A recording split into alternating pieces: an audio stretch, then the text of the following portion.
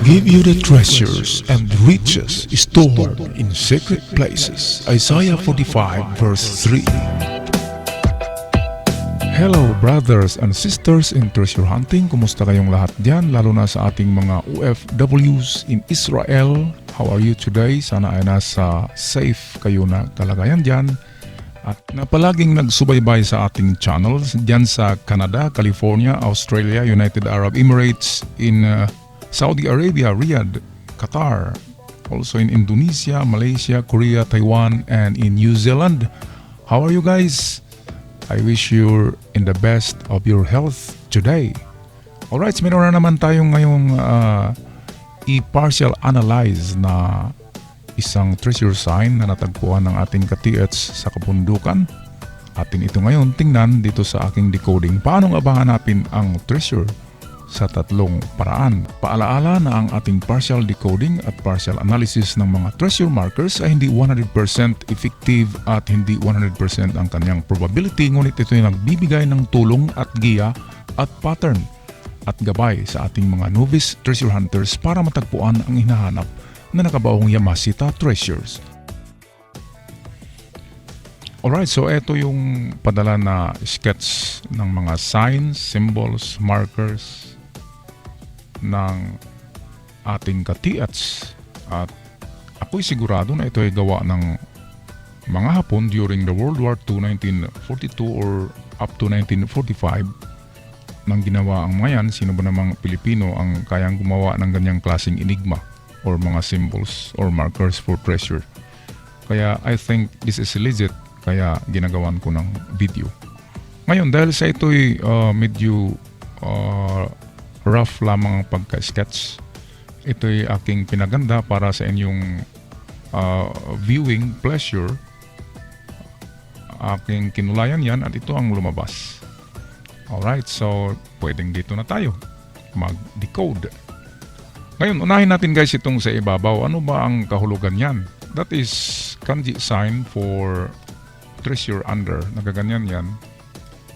Minsan ganyan lang. That is under, or dahil sa modified na yan na symbol, short symbol for treasure, that is treasure under or takara under or takara ista. Ista kasi yung under sa Japanese. Okay, so under, meron tayong kaagad itong clue or hint na ang treasure is under.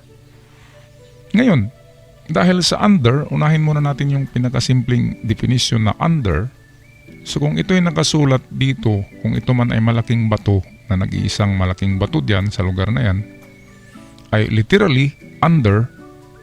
So meaning to say ay maghukay tayo under, pero dahil merong nakalagay dito na plus, ang plus that is ju in kanji, ang ju means 10. Hindi natin alam kung 10 yards or 10 meters ang distance ng item.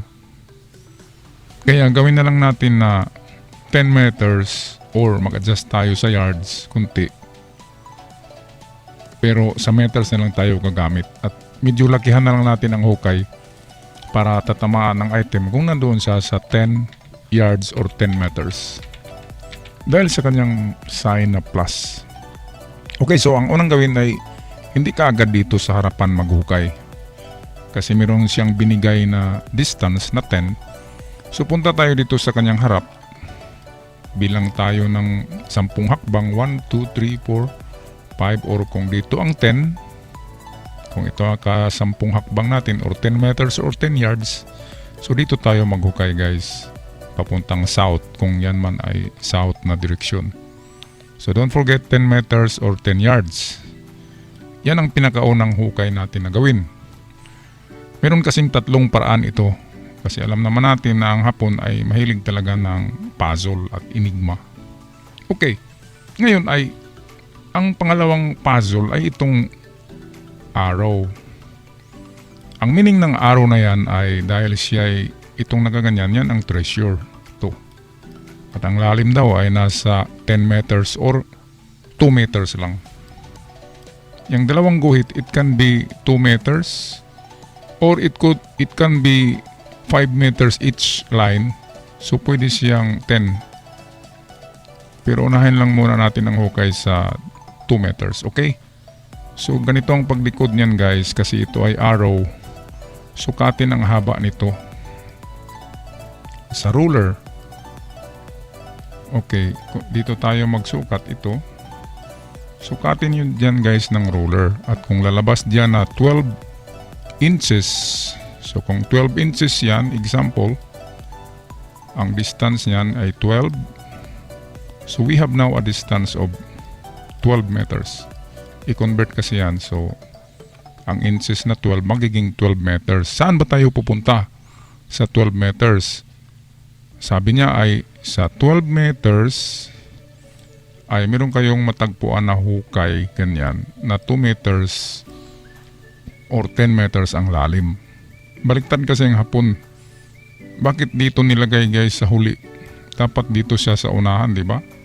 Kung tayo ang mag-isip dito, yan natin ilagay na sign. Pero sila kasi ay palaging baliktad yung kanilang mga drawings at kanilang mga symbols ay baliktad sa ating kultura. Kaya yan ay mamaya i-mirror image naman natin yan. So ang haba nito guys ay 12 sa ating example, 12 inches. So ang mangyari ay magiging 12 meters siya papunta dito. So magbilang tayo ng 12 kahakbang. 1, 2, 3, 4, 5, 6, 7, 8, 9, 10, 11.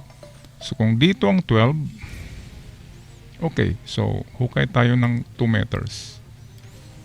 At dahil dalawa yung guhit niya, meaning to say it's either 2 meters or 10 meters.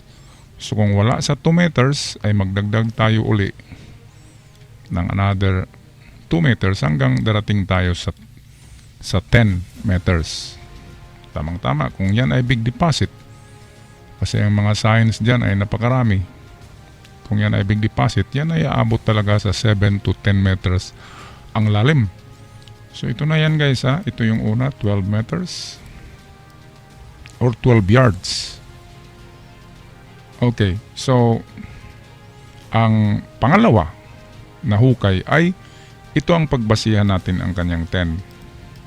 Kasi binigay niya na 10 dito ay mag-adjust tayo pabalik ng 2 meters. 1, 2. So dito tayo maghukay ng lalim na 2 meters. Or kung wala ay magpatuloy tayo sa 10. Pinakamalalim yan. At kung yan ay 10 meters na lalim guys na treasure hole, kung yan ay 10 meters, meaning to say yan ay big deposit. Ang big deposit ay mag-start yan sa 5, 7, at 10 meters.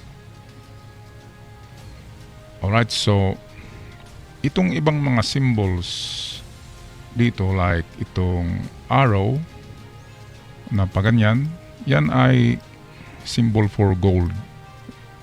Sabi niya ay mayroong gold under. Ito yung item, yung bilog. Ito namang kabila, yan ay mayroon daw gold sa bandang kanan. Yan, ito ay pointer yan. Mayroon daw treasure sa papunta dito. So meaning to say, ito ang tinuturo niya. Papunta rito. Mayroon daw treasure dyan. Itong isa naman ay directly downward daw ay mayroon daw treasure. Ito ang tinuturo niya. At itong isa naman ay papunta sa kanan. So ang gawin nyo guys ay kung papunta kayong kanan ay ganun din ang gagawin nyo galing sa sign na ito. Papunta rito ay 10 hakbang din. So kung saan tatama ang 10, example dito ay dito maghukay ng 2 meters sa ganyang sign. Yung ibang arrow dito na pababa ay sabi niya mayroong treasure under sa 6-7 meters daw. Mayroong treasure under sa 7 meters. Kaya ito ay multiple. Palagay ko ito ay multiple treasure deposit. Mayroong 3 deposit dyan na magkasunod-sunod lang ang pagkabaon. Okay, so itong binigay niya dito ay 7 meters. Ang distance kasi nagaganyan yan guys. Ito yung 5 and then 6 ito plus 1, so 7 equal 7 meters. Treasure under na naman. So kung treasure under sa 7 meters ay ito ang tinuturo niya. Itong dito pa rin. Kaya adjust tayo pabalik ng, dahil ito'y 10 kanina. So atras tayo ng 3 meters. Hukay na naman tayo dito. So ang gawin ay 7 and 10. Sa kanyang harapan, that is the treasure under. So dalawang hukay, 7 and 10. Sa harap mismo nitong cross, nitong 10 na sign. Okay, so itong dito lang ang direksyon niya, yan ang naiba kasi sabi niya merong treasure sa kanan, papunta sa kanan. So papuntang kanan ay dito yan. And then try nyo rin ang kanyang distance na 10. So ito yan, dito ang 10. Hindi kayo guys mamumuhunan ng malaki, hindi kayo mag-spend ng much effort kung ang inyong palaging test dig ay 2 meters lamang. Kasi kung maghukay kayo kaagad ng malalim, diyan kayo talaga mauubusan ng barya sa inyong bulsa. Kaya kahit maghukay pa kayo diyan ng 10 butas, basta 2 meters lang palagi ang test dig, ay hindi talaga kayo mapapagod, hindi kayo mag-spend ng so much effort at hindi maubos ang mga barya nyo sa bulsa nyo. Okay, at pangatlong paraan guys, dahil sa papunta doon ng araw, sabi ng araw ay treasure doon papunta. Ito yung treasure na sinasabi niya, yung sa kanyang puwitan. Kung nakita nyo guys, itong nagaganyan tapos may dalawang guhit, ito yung vertical tunnel na sinasabi niya. Ngunit ang layo ay sinukat mo yung arrow at sa ating example 12 inches nagiging 12 meters, kaya pumunta tayo doon ng 12. And then dahil sa sabi niya ay 10 meters lang dahil may plus dito na sign, kaya tayo nag backpedal, umatras tayo ng 10, nag-adjust tayo dito. So dalawang hukay dito, dito naman sa kanyang harap ay mayroong 1, 2, 3 hukay. Ngayon guys, dahil sa mirror image palagi ang Japanese design, sila ay palaging mirror image, ngayon ang gawin natin ay atin ito i-mirror image. Okay, so atin ito baliktarin. Papunta na ito ay papunta na siya guys sa kanan, papuntang east.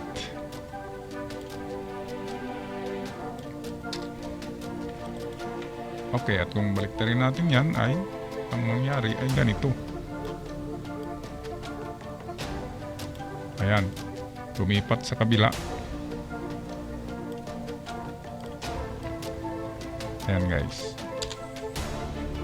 ganyan lang ang pagbaliktad. Kung ano yung mga distances natin kanina sa papuntang west, ay ngayon ganun pa rin dito. Nabaliktad lang yan kaya hindi mabasa natin, pero ganun lang, ganun din ang mga distances ang gawin sa paghanap. Ngayon guys, ang tinatawag natin na desperate measure or itong last resort. Sabihin natin hindi natin natagpuan dito at hindi rin sa banda rito at wala rin sa banda ng harap niya. Ngayon, saan ba nakalagay ang item na ating hinahanap? Bakit wala sa west, wala sa east at wala sa south? Tapos na tayo dito, di ba? Ito lang ang pinaka-importante guys, ang 10 yards or 10 meters. So pumunta tayo dito ng 10, pumunta tayo dito ng 10 at 10. Itong arrow, sa example ko lang yung 12, kung sa totoo yan, kung puntahan nyo balik ang bato na yan at sukatin yan sa ruler, baka yan ay 10 inches lamang. At kung yan ay 10 inches, eksakto talaga na 10 din ang sabi niya dito. So hindi nadadami ang ating butas or hukay. Kasi kung ang haba nitong arrow ay 10 inches lamang, so 10 meters at eksakto siya dito. Ngayon kung wala sa nakatriangulo na hukay natin guys, natin 10 meters bawat distances. At alam naman natin na ang Hapon mahilig yan sa mga baliktad, sa mga enigma, sa mga itong code. Meron silang sariling mga codes. Ay kung wala dito, the last desperate and last resort ay punta tayo sa likod. Okay? At ang likod ay mag-umpisa tayo sa 1 meter papuntang 10. So unang hukay ay 1 meter lamang galing sa kanyang likod kasi treasure under ang sinasabi. Takara ista, ganyan. Ang takara sign ay nagaganyan yan. Pero meron siyang ganyan. Okay, so halos magkapareho lang sila. Takara means treasure. At esta is under. Treasure under. Pero hindi nangangahulugan na diyan talaga tayo maghukay under sa bato. Kasi may mga distances siya na binigay. Itong 10 or Jew. Yan ay distance. Bakit siya naglalagay ng ganyan? At bakit meron siyang mahaba na arrow? Kasi yan ay mga distances. At itong mga supporting arrows na maliliit, nagsasabi yan na merong treasure under. Merong papuntang kanan dito. Ayan.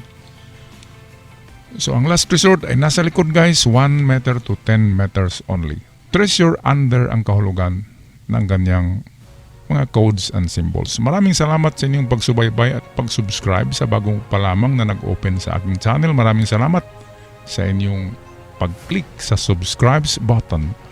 Ako hindi na magtatagal, don't stop chasing for your golden dreams, lalo na ngayong pandemic. Hindi tayo palaging busy at hindi tayo makakalabas, kaya kung nasa kabundukan tayo, it's time now para tayo mag-umpisa mag-treasure hunt. Maraming salamat. Surigao-san magpaalam na. Ciao for now.